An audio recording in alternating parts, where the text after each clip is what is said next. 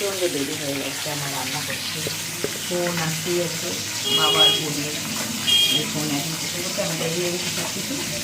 যাই হোক, মাছ বাড়ি করে আসলাম, ভাবছিলাম মাছ করবো না, এলো এখন ফ্রেশ রুই মাছ এলাম।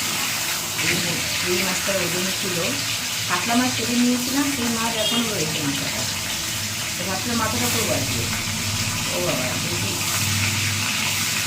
না হচ্ছে, বাড়ির উপরে ওই লোকটাই নিয়ে এসছে যার কাছ থেকে নিই, বড়ো মাছ নিচ্ছে রুই আর কি, হচ্ছে 2 কিলো নিয়ে, 2 কিলো নিয়েই আমি মাঝখান থেকে কেটে একটা 950 হাফ পার্ট হয়েছে মাথা দিয়ে, আর একটা 850, আমি 850টা নিয়েছি, মানে 250 টাকা করে কিলো বললো, তো 850 দাম হয় 210 টাকা, 200 টাকা দিয়েছি। তো সেটাকে রিং করে করেছি। হ্যাঁ, রিং করে মাছটা করেছি, তো বিশাল বড় কুচকুচে হয়েছে।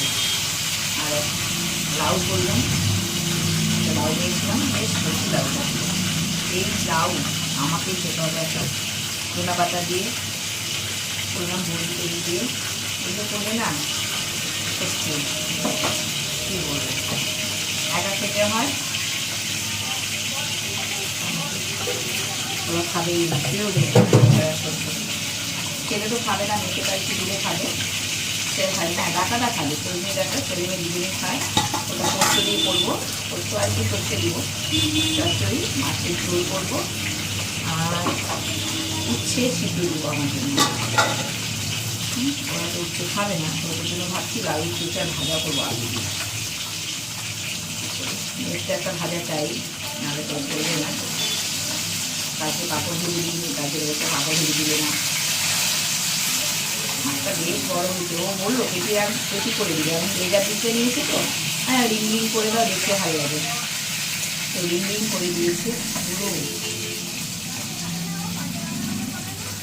মানে এক লিটার একটু কম।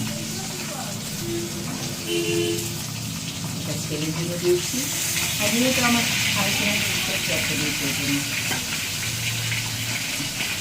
আর মাংস রয়েছে একটু চিকেন, কালকে ছেলে খাবে, মেয়ে তো খাবে না, আমি লাউটাও দিয়ে ভাজাটা দিয়ে ভেবে খাওয়া কী করে না।